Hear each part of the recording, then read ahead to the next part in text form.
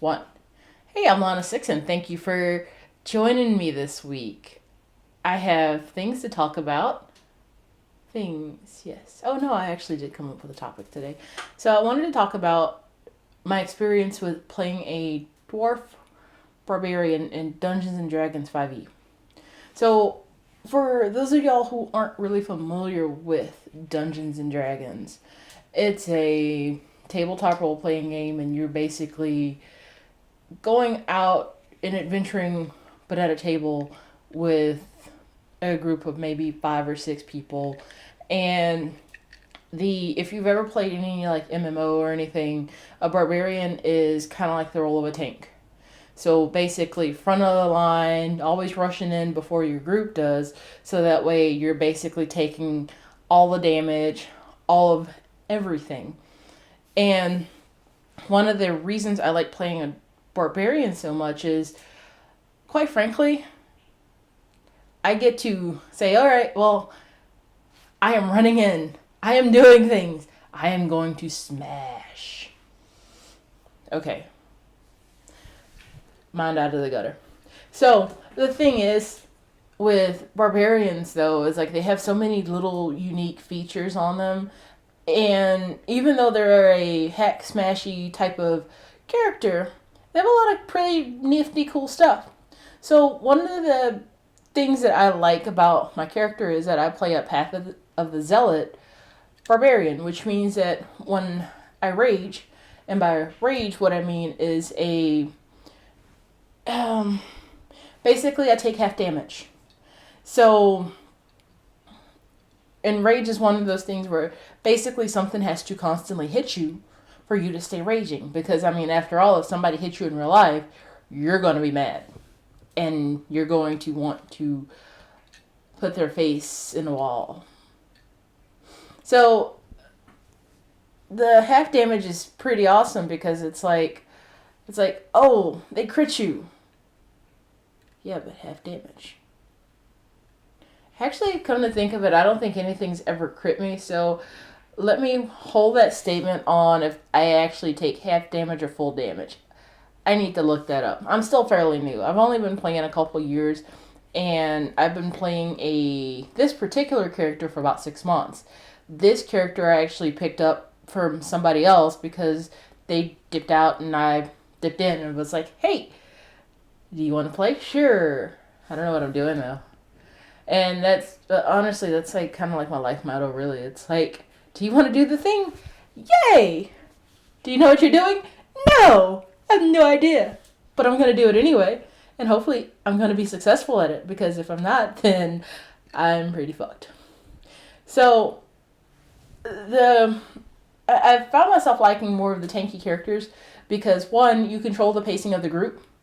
And quite frankly, when you've been sitting down for 5 hours and you got to roll initiative, and I'm like, oh hell, let's get this over with. So I try to do the things that are going to get us done quickly.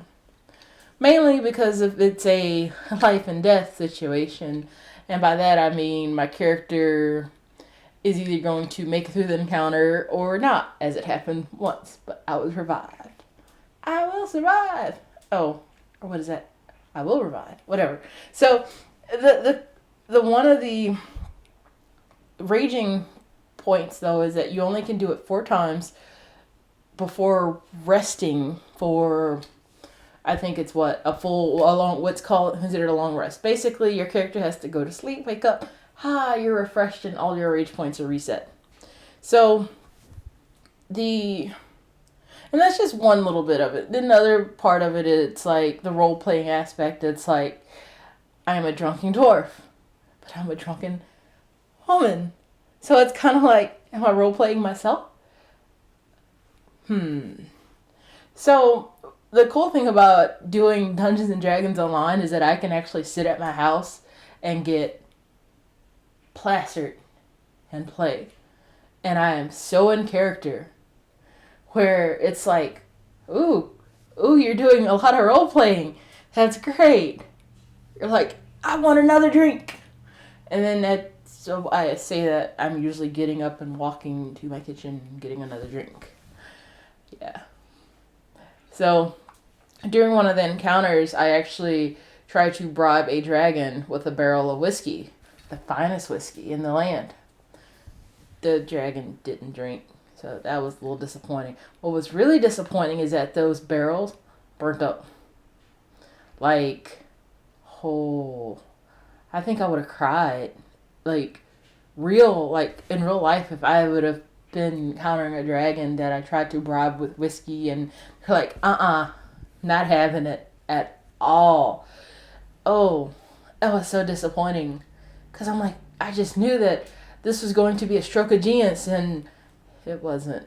It just decimated. Actually, it was four big barrels of whiskey. I was kind of sad. Then my character got like obliterated, but whatever. But the interesting part about it is that I actually had to put on clothes for the first time in game. Clarification: I wear clothes all the time in real life, except when I don't have to. And the funny part about it is, it's like I was doing a whole, oh, this is so stuffy. Why are these things on my arm? I don't understand it. Why do pants have to be so tight? Yeah, I went there. I went all the way there. It was great. But the cool part about it is, it's like, the more I roleplay and the more I engage with this character, the more I realize, like, oh, okay, well, I think that's a good start. Whatever. The another piece of the dwarf that I play, it's because I play the path of the zealot. So what that means is that when I'm in rage mode, I also get extra damage, but radiant damage. So it's like I swing my sword, and I just envision white light coming from the sword, and it's like whoosh, ha, slash. So in my head, I'm thinking of this, and I'm laughing, and quite frankly, people just assume that I'm drunk, but not really. And it's hilarious but it's only on the first attack. It's not on the 2 additional attacks that I get, that if I hit it, it works. But the funny thing is, it's like, I just imagine this naked dwarf, and he's like, oh, ooh, white light, you got hit. What you gonna do now? But that, and, it helps with the roleplay aspect as well, and then, you kind of have to be very, I think my character is more lawful neutral. I guess not lawful neutral. Oh God, what am I thinking? I guess, yeah. Well, yeah, I guess around that alignment or whatever. It doesn't matter. What does matter is that my character is very even-handed, and my character only respects people who are proven to be warriors. So even like the little druid that is in our group, that sometimes helps keep things moving along and keeping things alive. And I'm like, hooray! You are a warrior that can turn into a bear. I respect that. Or even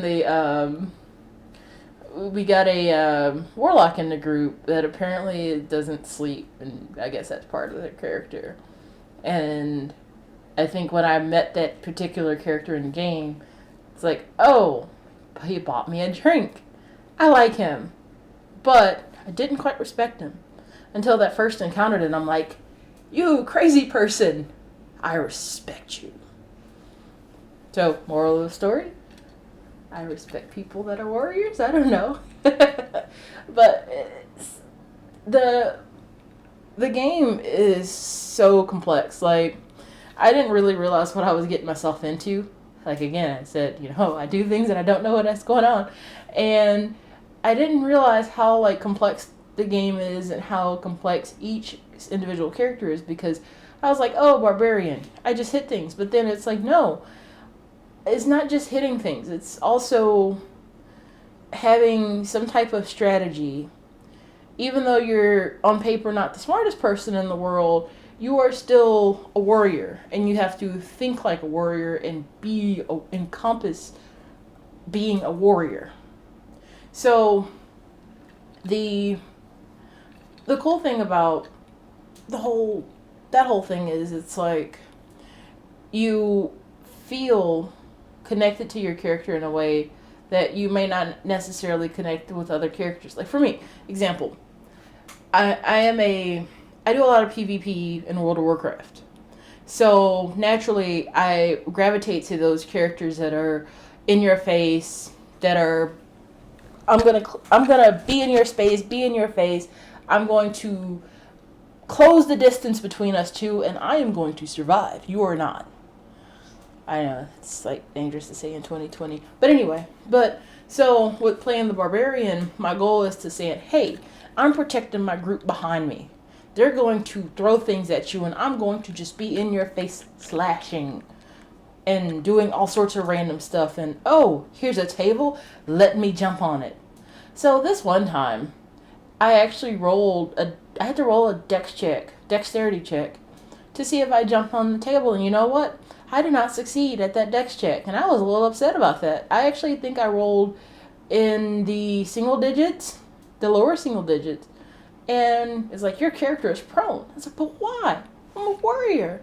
I'm a barbarian. I should be able to jump on things, and I should be able to jump over things, but then I'm also a dwarf, so I'm like this high. But I had imagined that, I guess my character technically should have just ran through the table or flipped the table. But if I would have failed on my roll, then I probably would have had the table fall on me, and then I would have had to take 2 turns to get the table off of me, and that would have just been a terrible time. And quite frankly, yeah. Mm-mm. So, the other character that I have played in Dungeons and Dragons has been like a monk.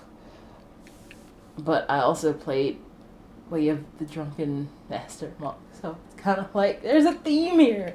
I really should probably not drink so much, because I'm starting to like roleplay these characters that drink. Maybe next time I'll roll a cleric. And that cleric will be a very lawful, almost annoyingly lawful good character that doesn't drink and judges everybody that does. But then at that point, would I be judging myself? Nah. It's a thought. So what's your favorite character to play in Dungeons and Dragons? Or I guess, what's class? Class is probably better. Let me know below. Like, comment, subscribe, or not. Whatever. I'm not your boss.